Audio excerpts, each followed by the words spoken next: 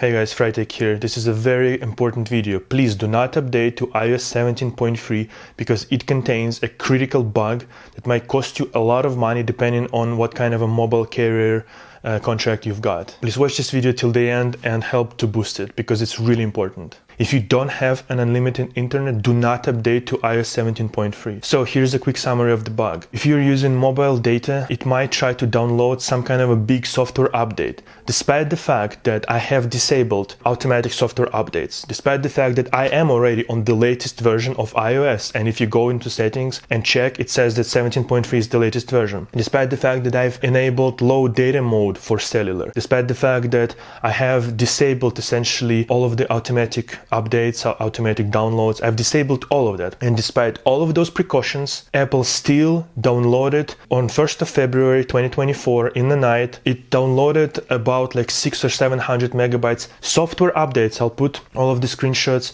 that I've taken on the screen so you can see that it's not me who screwed up some kind of a thing I've downloaded in some app or whatever. No, it is software update. And I didn't notice it at first, but it actually happened to me in January as well, because I got a bill for mobile carrier that was way higher than I expected, and it was exactly because the same.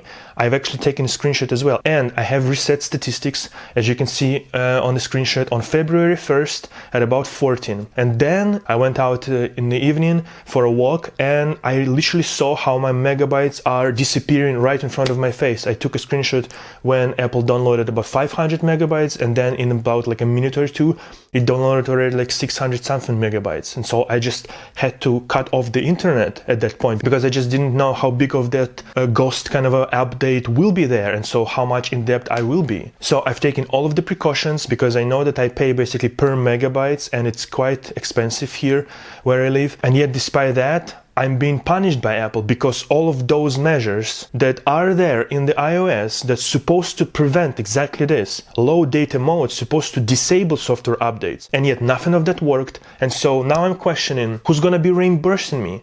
Who's gonna be covering these costs? Apple, I'm asking you directly. Who from Apple will be covering these costs that were put on me because your operating system did not work? I've taken all of the precautions, and all of those precautions were broken because somebody at Apple doesn't do QA and QC anymore. What's even worse is that if you will update to 17.3, you cannot anymore downgrade. So you can't even avoid this bug up until whatever, some point in time when Apple actually fixes this. As you're watching this, I will be trying to contact Apple. I will be trying to essentially like open bug report or something like that, and I will be trying to tweet about it on Twitter and post on Mastodon. So please, I'm really asking you to boost this information, to tag your favorite like Apple creators or actual like websites, 9to5Mac, whatever, Macrumors, doesn't matter, everybody, Verge, literally everybody, because this kind of a bug can literally cost people depending on their contract, and I don't know how much